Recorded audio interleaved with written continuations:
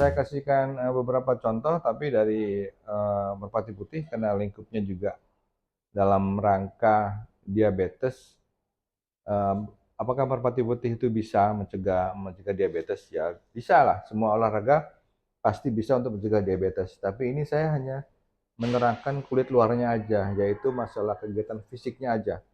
Saya tidak membahas masalah pernapasan dan yang lain-lain. Jadi ini aja itu udah bisa gitu loh. Apalagi yang lain gitu. Itu kira-kira yang mau saya sampaikan. Terima kasih. Sekarang saya ingin membuat konten yang sudah lama sebenarnya, yaitu tentang olahraga pada diabetes ya.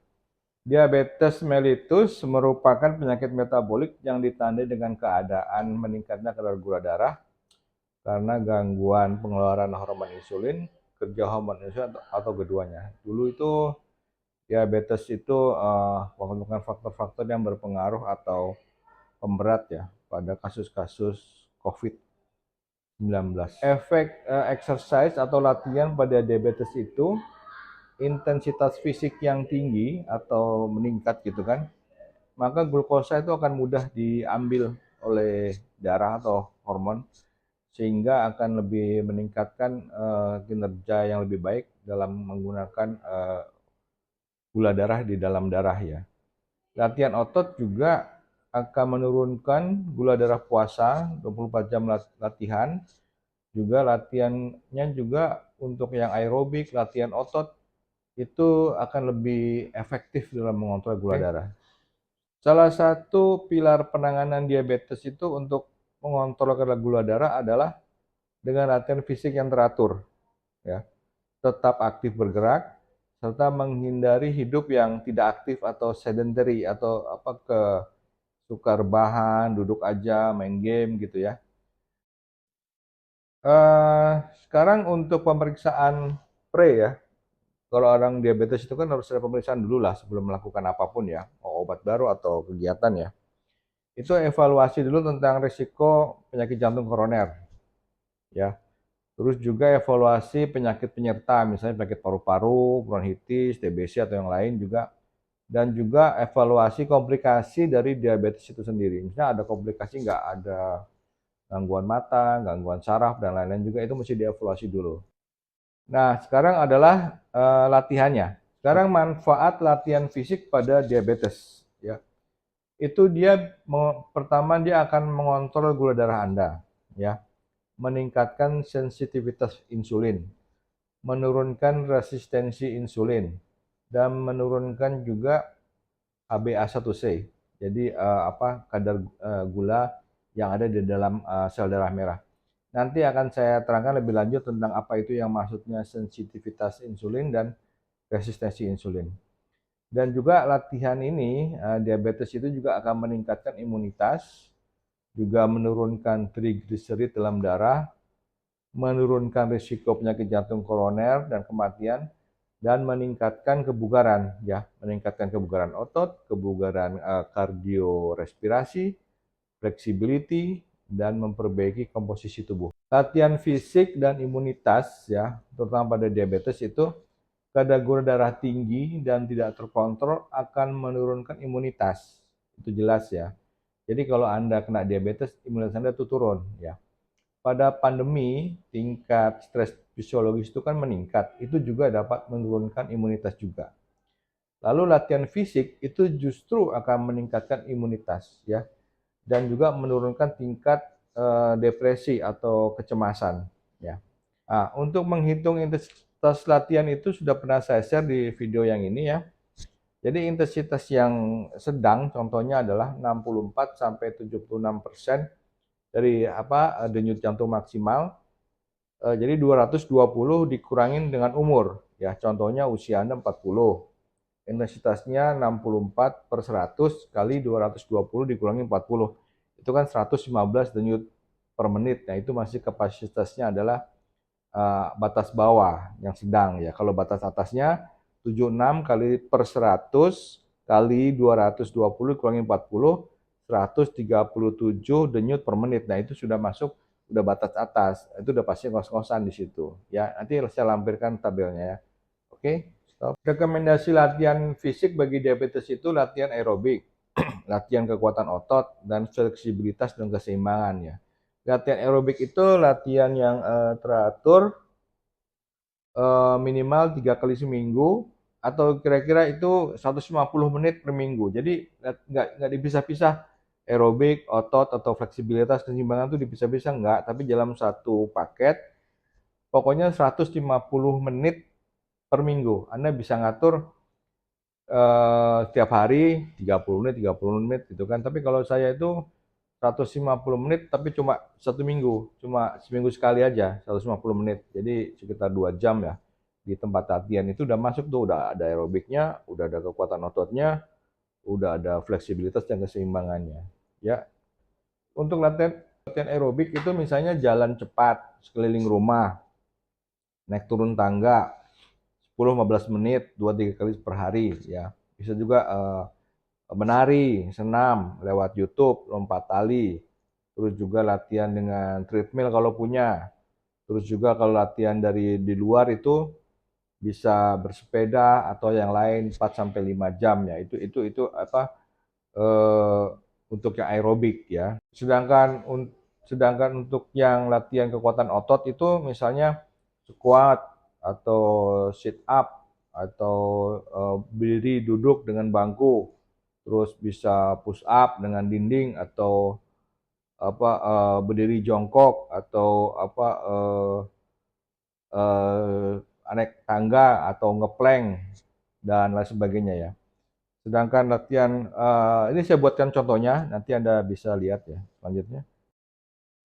Salah satu hal yang penting adalah untuk orang yang diabetes itu adalah Anda harus melakukan aktivitas harian yang sering atau keseharian. Jadi jangan berperilaku sedentary atau perilaku yang rebahan, yang suka duduk lama depan TV gitu. Itu harus dikurangi. Memang Anda nggak akan merasa pada 1-2 hari ke depan, sebulan, 12 tahun juga nggak akan terasa.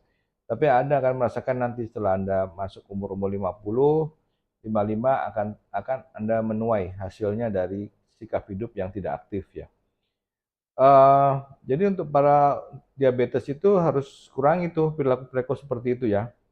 Dan juga duduk juga jangan lebih dari 30 menit, harus berdiri, aktivitas jalan atau eh, kemana begitu ya, jangan terlalu lama seperti menyapu, menyiram tanaman atau nyepel, masak, sejenis itulah. Anda harus siap hidup aktif ya.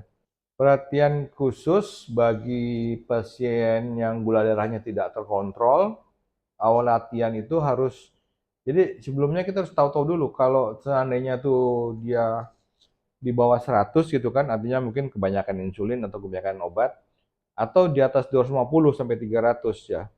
Itu juga harus dicek juga apa tidak bisa langsung olahraga, harus disesuaikan.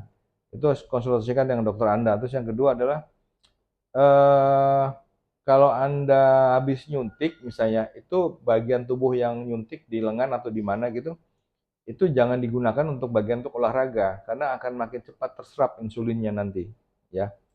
Dan juga tidak latihan sebelum tidur agar jangan-jangan pas tidur Anda malah hipoglikemi lagi kan, malah nggak ketahuan nanti kan karena Anda sedang tidur gitu kan.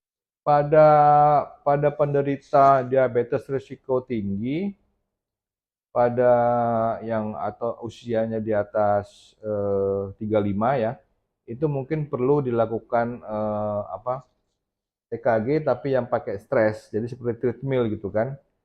Itu juga untuk diabetes tipe 1 yang sudah 15 tahun terdiagnosa, diabetes tipe 2 yang sudah 10 tahun terdiagnosa, atau ada curiga adanya penyakit jantung koroner, atau adanya risiko penyakit jantung karena keturunan segala macam, hipertensi, rokok, dislipidemi, itu Anda harus tes dulu EKG dengan stres atau dengan treadmill ya. Lalu juga diketahui adanya komplikasi diabetes, apa mata, ginjal, pembuluh darah, terus juga apa luka yang nggak sembuh-sembuh juga. Nah, itu komplikasi-komplikasi Anda harus ditangani dulu atau bersamaan dengan olahraga, tapi Anda mengetahui resiko-resikonya. Selanjutnya. Manfaat latihan bagi diabetes itu yang bukti kuatnya adalah risiko kematian dini lebih rendah, risiko penyakit jantung koroner lebih rendah, menurunkan risiko stroke, ya, menurunkan risiko tekanan darah tinggi, ya, terus juga menurunkan risiko diabetes tipe 2, risiko sindrom metabolik yang lain lebih rendah. Kanker usus besar juga dengan latihan itu bisa lebih rendah. Terus juga kanker payudara dengan latihan juga akan lebih rendah. Pencegahan kenaikan berat badan jelas itu juga lebih rendah. Terus juga peningkatan kebugaran, kardioterapi itu jelas meningkat.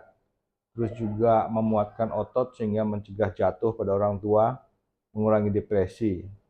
Bukti yang sedang ya, tadi kan bukti kuat ya. Kalau bukti sedang itu misalnya kesehatan fungsional lebih baik untuk orang dewasa dan orang tua, mengurangi obesitas bagian perut, terus juga pemulihan berat badan setelah penurunan berat badan, terus juga memperbaiki fungsi kognitif atau agak lebih pintar dikit gitu loh kalau Anda sering latihan olahraga.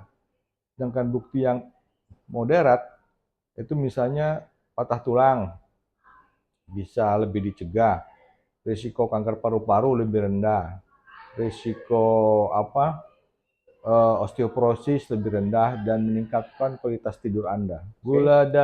Untuk pertimbangan khusus pada diabetes itu bila gula darahnya tidak terkontrol, ya, itu Anda sebelum cek dulu dan sesudah dicek dulu.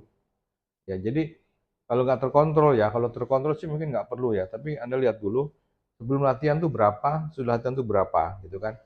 Terus jika nilainya juga di bawah 100, itu Anda mungkin mesti makan dulu ya untuk memenuhi kebutuhan energinya ya. Kalau nilai di atasnya 300, bila tidak ada keluhan atau ketosis, Anda boleh mulai latihan. Dan Anda juga jangan menyuntik insulin pada anggota badan yang aktif waktu berlatih ya. Misalnya latihan suntik di sini, latihan bebannya malah di sini gitu kan. Nah, jangan, di stop dulu, pindah ke tempat yang lain gitu kan. Atau kasih waktu supaya insulinnya bekerja dulu ya. Juga tidak latihan sebelum tidur malam agar termonitor efek hipoglikeminya. Hipoglikemi itu menurunnya kadar gula atau glukosa di dalam darah ya, Anda bisa pingsan gitu kan. Dan juga untuk keamanan juga latihan intensitas sedang itu juga mungkin nanti terjadi hipoglikemi, Anda harus pantau, jangan-jangan obat yang Anda minum atau tiba-tiba Anda malah kekurangan glukosa atau gula dalam darah akibat olahraga yang terlalu berat.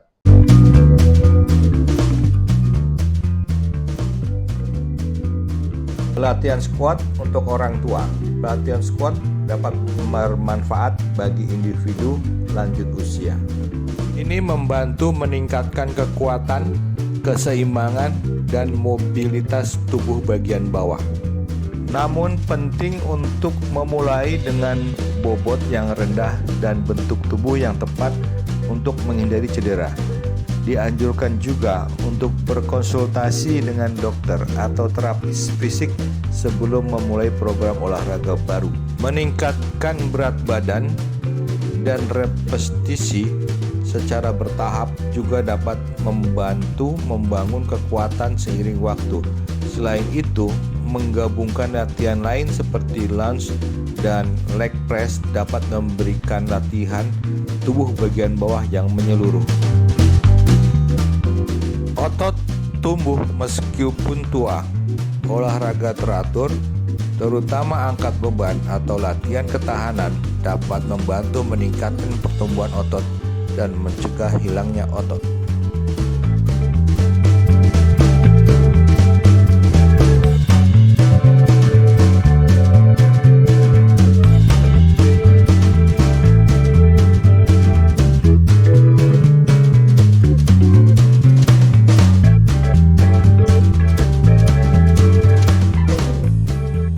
Dengan melakukan olahraga teratur, kita dapat membantu mempertahankan dan bahkan meningkatkan massa otot yang penting untuk kesehatan dan mobilitas secara keseluruhan. Ini karena otot perlu ditantang untuk tumbuh, dan seiring bertambahnya usia, otot kita secara alami menjadi lebih lemah.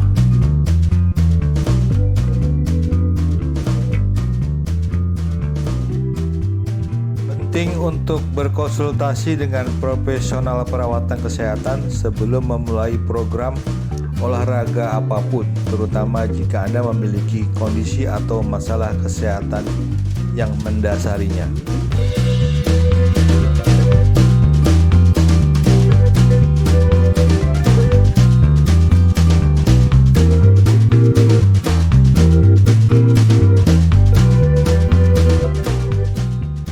Membangun otot dada, bisep, dan trisep.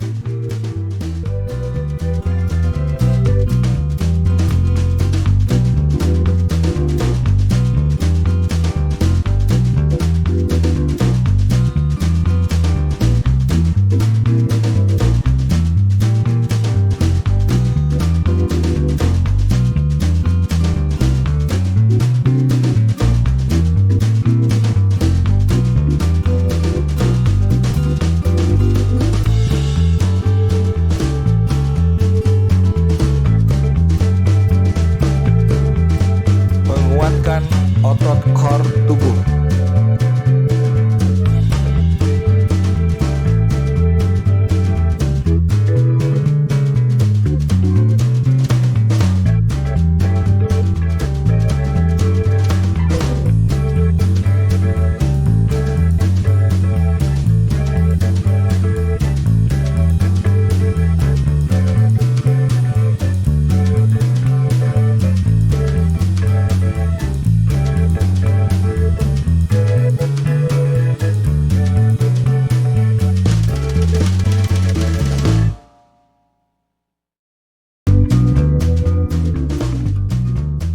Program latihan fisik pada DM, tipe aerobik, latihan beban, dan kelenturan dilakukan secara teratur dan dengan beberapa contoh dengan intensitas yang harus terpenuhi, yaitu 64% sampai 76% dari kapasitas maksimal.